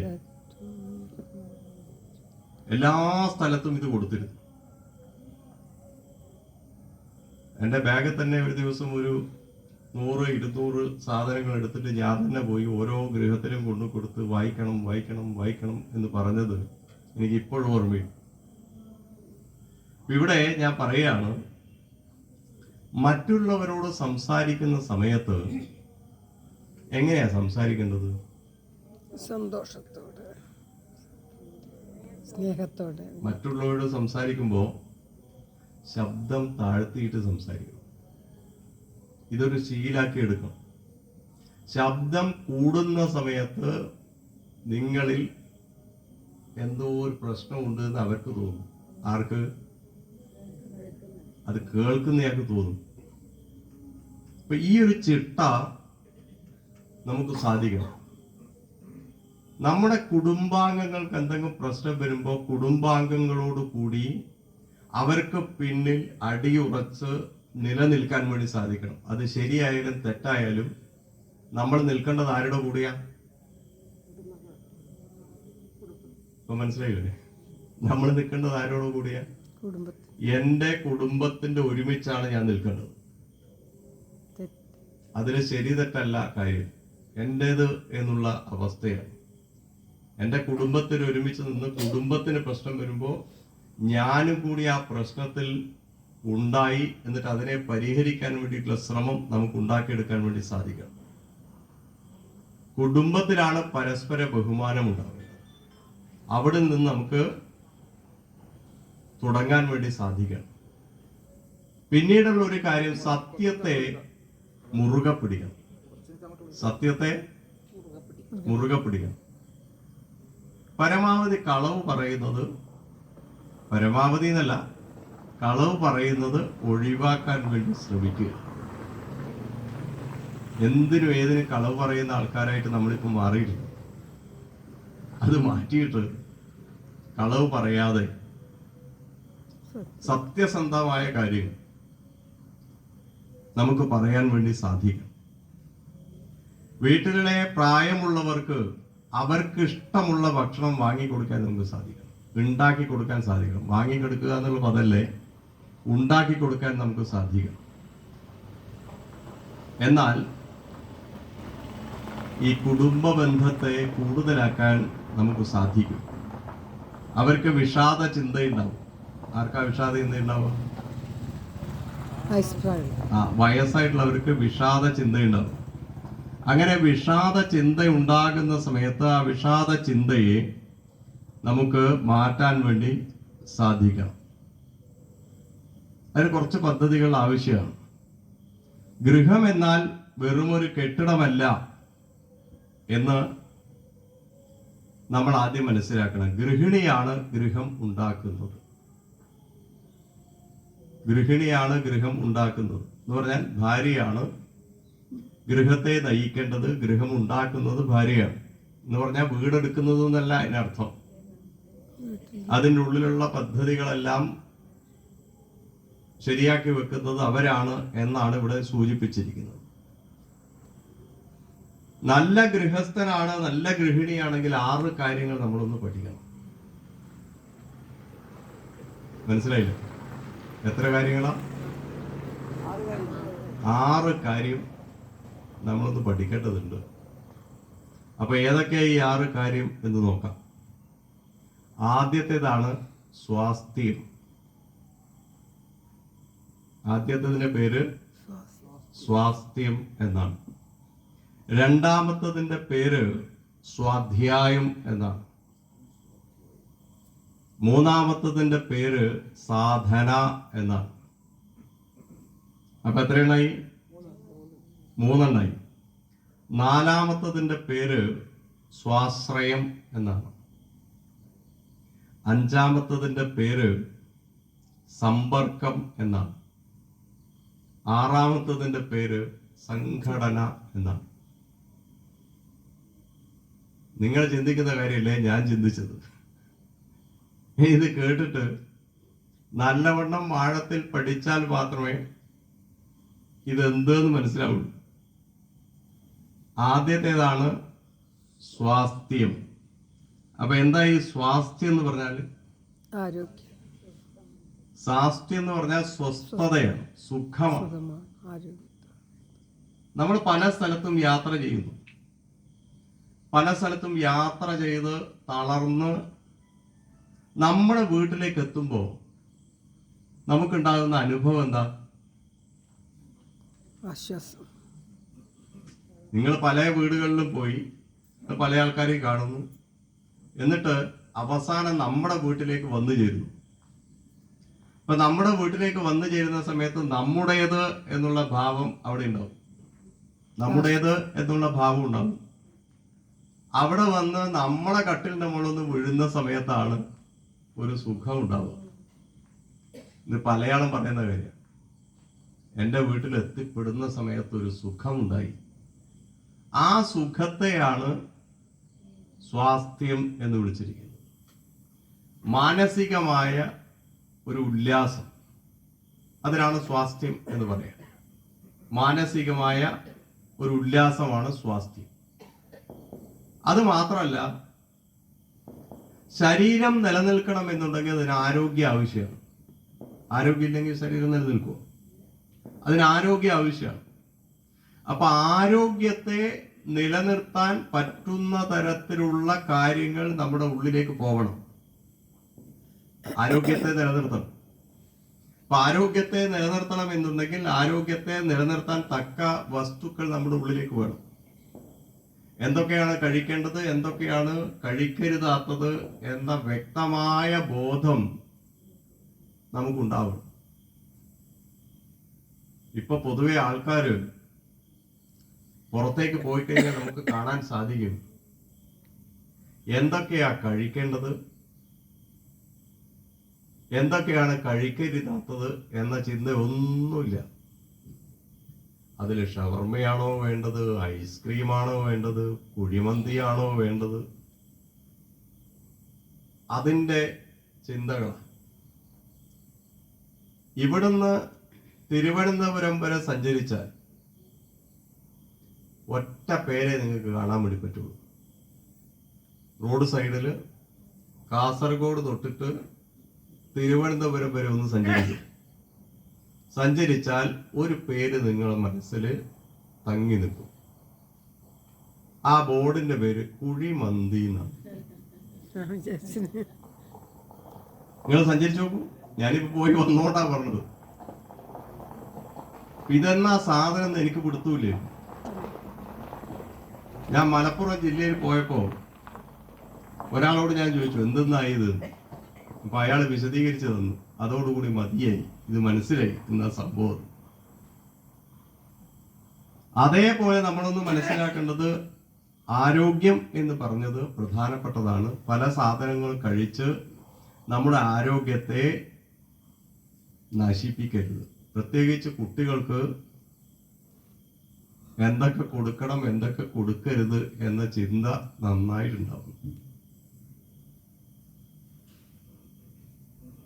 പണ്ട് നിങ്ങൾക്ക് ഓർമ്മയുണ്ടോന്ന് അറിയില്ല, പഴയ ആൾക്കാർക്ക് ഓർമ്മയുണ്ടോ, ഈ അരി വറുത്ത് വെക്കുമായിരുന്നു. ഇനി ചെറുക്കൽ എത്ര വീട്ടിൽ അത് ഉണ്ടായിട്ടെന്ന് എനിക്കറിയില്ലേ.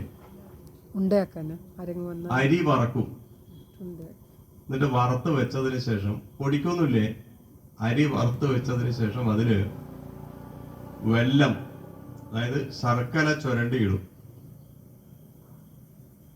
എന്നിട്ട് എന്ത് ചെയ്യുമെന്നറിയോ, അത് ഉരുട്ടി വെക്കും. അതൊരു കുപ്പിയിൽ അടച്ചു വെക്കും. ആ കുപ്പിയിൽ അടച്ചു വെച്ച സാധനം കഴിക്കും. എപ്പോഴ്? ഒരു 5 നേരം ഈ സാധനം കഴിക്കും. എന്തിനാ ഇത് കഴിക്കുന്നത്? അതിലേക്ക് വരാം. ഇവിടെയൊക്കെ തേങ്ങ പറിക്കുമല്ലോ, തെങ്ങിന്റെ മുകളിൽ കയറി തേങ്ങ പറിക്കുമല്ലോ. തേങ്ങ പറിക്കുന്ന സമയത്ത് എല്ലാ തേങ്ങയും ഒരുപോലെ വിളഞ്ഞതാവണമെന്നില്ല. അതിന് പേടായ സാധനങ്ങൾ ഉണ്ടാവും അല്ലേ? പേടായ സാധനം, പേടായ തേങ്ങ അത് ഒരു വശം ഇങ്ങനെ ചെരിഞ്ഞിട്ടോ മടങ്ങിയിട്ടോ അങ്ങനെ ഉണ്ടാവും. ആ സാധനം പണ്ട് കാലത്തുള്ളവർ പറയും, കുട്ടികളോടാ പറയാ, അത് തുടരുത്. ഏത്? ഈ പേടായ സാധനം തുടരുത് എന്ന് പറയും. അതിൻ്റെ ഉള്ളിൽ ആകെ കുറച്ച് സാധനം ഉണ്ടാവുള്ളൂ. തേങ്ങ ഒരു ലേശം ഉണ്ടാവുള്ളൂ, പക്ഷെ അത് നല്ല മധുരം ഉണ്ടാവും. അതെ, സ്വീറ്റ്. നല്ല മധുരം ഉണ്ടാവും. അപ്പൊ മുത്തശ്ശി പറയും അത് തൊടരുതെന്ന് പറയും. ആ സാധനം കുട്ടികൾക്ക് തിന്നാൻ കൊടുക്കുകയില്ല. എന്താ കൊടുക്കാത്തതെന്നറിയോ? പേട് ഉള്ളിൽ കഴിച്ചാൽ പേടാണ് ഉണ്ടാവുക എന്ന് അവർക്കറിയാം. നമുക്കറിയില്ലെങ്കിലും അവർക്കറിയാം ഈ പേടുള്ള സാധനം കഴിച്ചാൽ പിന്നീട് ഉണ്ടാവുന്ന കുട്ടികൾ പേടായിട്ടാ വളരുക എന്ന് ആർക്കറിയാം? ആ മുത്തശ്ശിമാർക്കറിയാം. അതിനെ മാറ്റാൻ വേണ്ടിയിട്ടാണ് അവർ ഈ അരി നല്ലവണ്ണം വറുത്ത് ശർക്കര ചേർത്ത് ഒരു കുപ്പിയിലാക്കി വെച്ച് കഴിക്കുന്നത്. ഉള്ളിലുള്ള പ്രശ്നത്തെ പരിഹരിക്കാൻ വേണ്ടിയിട്ടാണ് ഈ സാധനം കൊടുക്കുന്നത്. ഇത് ആരോഗ്യ സമ്പുഷ്ടിയാണ്. ഇതിനാണ് സ്വാസ്ഥ്യം എന്ന് പറഞ്ഞിരിക്കുന്നത്. രണ്ടാമത്തതാണ് സ്വാധ്യായം. എന്താ ഈ സ്വാധ്യായം എന്ന് പറഞ്ഞാൽ? ആദ്യം നമ്മൾ സ്വയം പഠിക്കണം. നമ്മൾ എന്താ ചെയ്യേണ്ടത്? സ്വയം പഠിക്കണം.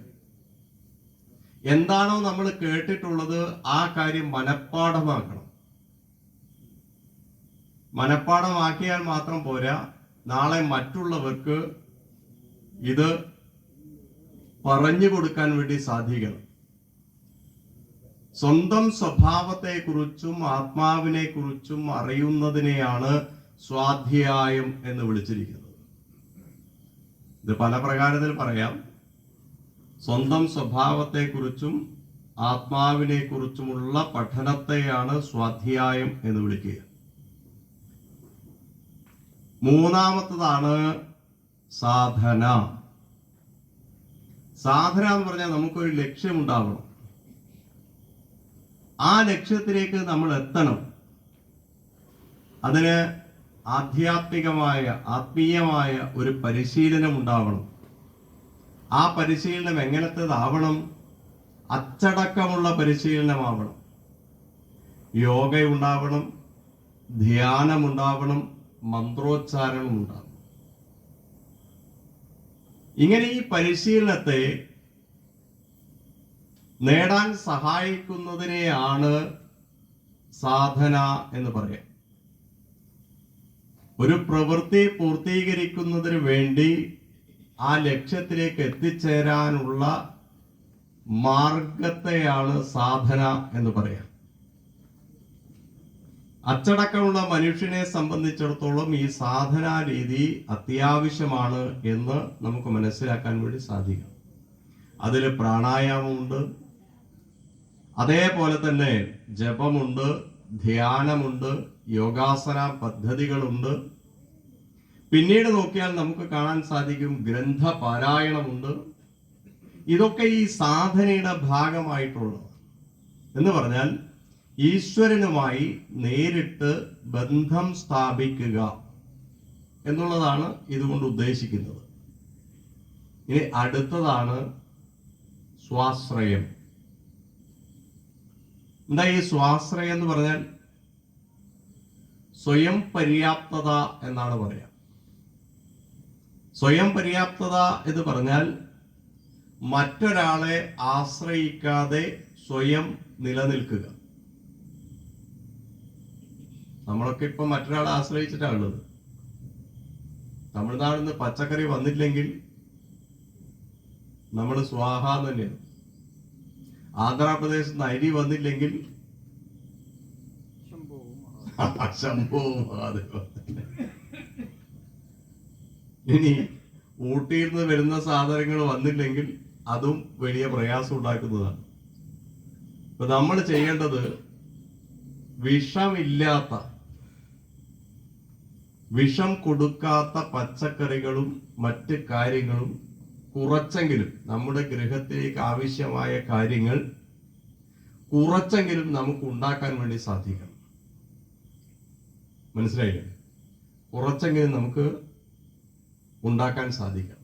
അതിൽ വെണ്ടക്കയായാലും ശരി, കറിവേപ്പിലയായാലും ശരി, പയറായാലും ശരി, പടവലങ്ങയായാലും ശരി, ഇനി കയ്പയായാലും ശരി, നമുക്ക് ഒരു ചട്ടി ഉണ്ടെങ്കിൽ ആ ചട്ടിയിൽ നമുക്കിതിനെ വളർത്താൻ വേണ്ടി സാധിക്കണം. എത്ര എത്ര ചെടികൾ നമ്മൾ ചട്ടിയിൽ വളർത്തുന്നു അല്ലേ? എത്ര എത്ര ചെടികൾ നമ്മൾ ചട്ടിയിൽ വളർത്തുന്നു. ഞാൻ 2 ദിവസം മുമ്പേ ഒരു ക്ഷേത്രത്തിൽ പോയപ്പോൾ, 3-4 ദിവസമായി. അപ്പോൾ ക്ഷേത്രത്തിൽ പോയ സമയത്ത് അവരൊരു താമരയുടെ വിത്ത് തന്നു. ഞാൻ നല്ല രീതിയിൽ അതിനെ പരിപോഷിപ്പിക്കാൻ വേണ്ടി ശ്രമിച്ചു. താമര വിരിഞ്ഞു. താമര ചെറിയ മുട്ടുണ്ടായി എൻ്റെ അടുത്ത്. അപ്പോഴാണ് 2 ദിവസം കഴിയുമ്പോൾ ഹെൽത്തുകാര് പരിശോധനയ്ക്ക് വന്നു. ഹെൽത്തുകാര് പരിശോധനയ്ക്ക് വന്നപ്പോൾ എന്നോട് പറഞ്ഞു, ഇതിനകത്ത് നിറച്ചും കൊതുകാണ്, നിങ്ങളോടാണ് ഇതിനകത്ത് വെള്ളം നിറച്ച് വെക്കാൻ വേണ്ടി പറഞ്ഞത്. ഞാൻ മാറ്റിക്കോളും. അങ്ങനെ ഇതിനെ മാറ്റാൻ വേണ്ടി വിഷമമായതുകൊണ്ട് ഞാൻ എന്ത് ചെയ്തു, 2 ഗപ്പി കുട്ടികളെ മുറിച്ചു. ഒരു വിഷമം നോക്കണം, 2 ഗപ്പി കുട്ടികളെ മുറിച്ചു, ഇതിനകത്ത് ഇട്ടു. അപ്പൊ ഗപ്പി എന്ത് ചെയ്യും, ഇതിനെയൊക്കെ തിന്നോളൂ, സമാധാനം. ഇന്ന് വരുമ്പോൾ ഉണ്ട് വിളിക്കുന്നത് ചെറിയോട്, എന്താ പറഞ്ഞത്, ഗപ്പിക്ക് കൊടുക്കേണ്ട മീൽസ് മേടിക്കണം. അപ്പൊ ചുരുക്കത്തിൽ എന്തായി, ഒരു സാധനം വാങ്ങിയിട്ട് ഇപ്പൊ 3ാമത്തെ സാധനത്തിലേക്ക് കടന്നു. ഇനി നമ്മൾ വരുമ്പോൾ വാങ്ങിയത് എന്തായാലും നല്ലൊരു കാര്യമല്ലേ. ഇനി അവർക്ക് കിട്ടാതിരുന്നിട്ട് മരിച്ചുകൊണ്ട നമുക്ക് കൊടുത്തേക്കാം ഭക്ഷണം. അപ്പൊ നമ്മൾ ആദ്യം മനസ്സിലാക്കേണ്ടത് സ്വാശ്രയം, സ്വയം പര്യാപ്തതയാണ്. എന്നാൽ മാത്രമേ ജീവിതത്തിൽ നമുക്ക് മുന്നിലേക്ക് പോകാൻ വേണ്ടി സാധിക്കൂ. സ്വന്തം കാലിൽ നിൽക്കാൻ നമുക്ക് സാധിക്കണം. മറ്റൊരാളെ ആശ്രയിക്കാതെ സ്വന്തം കാലിൽ നിൽക്കാൻ നമുക്ക് സാധിക്കണം. അതിനാണ് സ്വാശ്രയം എന്ന് പറയാം. അതൊരു സ്വയം ഭരണാവസ്ഥയാണ്. സ്വയം ഭരണാവസ്ഥയാണ്. ഇവിടെ അടുത്തതാണ് സമ്പർക്കം എന്ന് പറയാം. സമ്പർക്കം എന്ന് പറഞ്ഞാൽ ഇന്ന് ഫ്ലാറ്റ് സംസ്കാരം. ഒരു ഫ്ലാറ്റിൽ എത്ര വീടുണ്ടാവുമെന്ന് താഴെ കിടക്കുന്നവനും അറിയില്ല, മേലെ കിടക്കുന്നവനും അറിയില്ല. പിന്നെ അവരെ ആരും മുട്ടി വിളിക്കാറില്ല. ഇവിടെ എറണാകുളത്ത് ഒരു ഫ്ലാറ്റിലുള്ള ഒരു സ്ത്രീ മരിച്ചിട്ട് 3 മാസം കഴിഞ്ഞിട്ട് ആ ബോഡി കണ്ടത്. അപ്പൊ നമ്മൾ ആദ്യം മനസ്സിലാക്കേണ്ടത് ബന്ധുത്വം, ബന്ധങ്ങൾ അകന്നു പോവുകയാണ്. അതിന് ഏറ്റവും നല്ല സമ്പർക്കമാണ്. ഓരോരുത്തരെ നേരിട്ട് കാണുക, അവരോട് സംസാരിക്കുക. അവരോട് സംസാരിക്കുന്ന സമയത്ത് അവരുടെ വിഷമങ്ങൾ അവർ നമ്മളിലേക്ക് പറയും. അപ്പം നമുക്കതിനെ പറ്റുമെങ്കിൽ അതിൻ്റെ കാര്യങ്ങൾ അങ്ങോട്ട് ഇന്ന രീതിയിൽ പോയാൽ നിങ്ങൾക്ക് മുന്നിലേക്ക് പോകാൻ വേണ്ടി സാധിക്കും എന്ന് പറയാൻ വേണ്ടി സാധിക്കുക. ആളുകൾ തമ്മിൽ ഒരടുപ്പമുണ്ടാവണം. ആ അടുപ്പത്തെ ഉണ്ടാക്കിയെടുത്താൽ മാത്രമേ ക്ഷേത്രങ്ങൾ രക്ഷപ്പെടുകയുള്ളൂ. മനസ്സിലായില്ലേ? അടുപ്പത്തെ ഉണ്ടാക്കിയെടുക്കുക. ഇപ്പൊ ഇങ്ങനെ ഒരു സഭാസപ്തതി ഉള്ളത് കൊണ്ടാണല്ലോ നിങ്ങൾ എല്ലാവരും ഇതേപോലെ ഇരിക്കുന്നത്. ഇനി ഇത് കഴിഞ്ഞാൽ, ഇതിപ്പോ കഴിഞ്ഞാൽ എത്ര പേരുണ്ടാവും? സുരേഷ് വർമ്മ ഉണ്ടാവും, സ്വാമി ഉണ്ടാവും, അത് കഴിഞ്ഞാൽ അതിൻ്റെ ഉള്ള പൂജാരി ഉണ്ടാവും, ആ ബിംബം ഉണ്ടാവും. പിന്നെ അത്യാവശ്യം ചില ആൾക്കാർ രാവിലെ വന്ന് കഷ്ടപ്പാടാണ്, രക്ഷിക്കണം എന്നെല്ലാം പറയും. ആരോടാ പറയാ? അതിൻ്റെ ഉള്ളിലുള്ള ആൾക്കോട് പറയും, വലിയ കഷ്ടത്തിലാ ഉള്ളത്, നിങ്ങൾ തന്നെ രക്ഷ, നമ്മളെ മുന്നോട്ട് കൊണ്ടുപോകണമെന്ന് പറയുന്ന ആൾക്കാരുണ്ട്. ഇനി അടുത്തതാണ് സംഘടന എന്ന് പറയുന്നത്. ആ സംഘടന എന്ന് പറഞ്ഞിരിക്കുന്നത് നമ്മൾ ഉദ്ദേശിക്കുന്ന സംഘടനയല്ല. ഈ സംഘടന എന്ന് പറഞ്ഞിരിക്കുന്നത് ആളുകളുടെ ഒരു കൂട്ടാണ്. ഇതൊരു സംഘടനയാണ്. എല്ലാവരും ഒരുമിച്ച് ചേർന്നു ഒരേ വിഷയത്തെ പഠിക്കാനും അതിനെ പ്രാവർത്തികമാക്കാനും വേണ്ടി നമ്മളെല്ലാവരും ഒരുമിച്ച് ചേരുന്ന സമയത്ത് ഒരു പ്രഭാഷകനുണ്ട്, വേദിയിൽ നിറച്ചും ആൾക്കാരുണ്ട്. ചില ആൾക്കാർക്ക് അവരിൽ നിന്ന് നല്ല കാര്യങ്ങൾ നമുക്ക് ലഭിക്കാൻ വേണ്ടി സാധിക്കും. അങ്ങനെ സാധിക്കുന്നതിനെ നമ്മൾ 10 പേരോട് പറയുന്നു, അല്ലേ? നമ്മൾ കേട്ട സാധനത്തെ ഒരു 10 പേരോട് പറയുന്നു.